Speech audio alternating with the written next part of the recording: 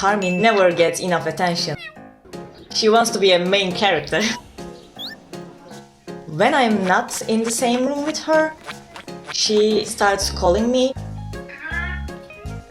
She usually comes on my shoulder and starts looking at me with her big eyes. She looks so funny. She is doing weird noises.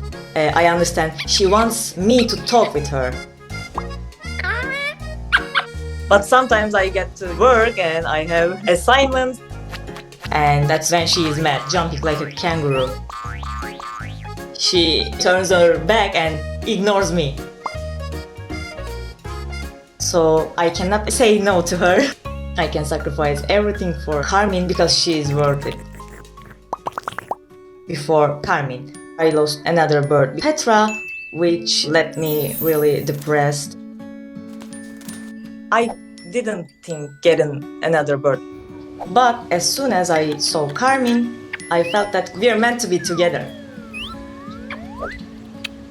When I first got her, she was so angry and confused.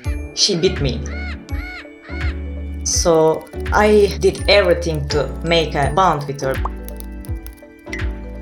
I did lots of research and got a playground for Carmine. We did lots of training sessions. When she came to my hand, I gave her a treat. As we practiced more and more, she got used to it. She started to come next to me and wanted to interact with me. She became comfortable and turned out to be the most lovable bird I've ever seen. Now she always wants to be with us and I take her everywhere I go.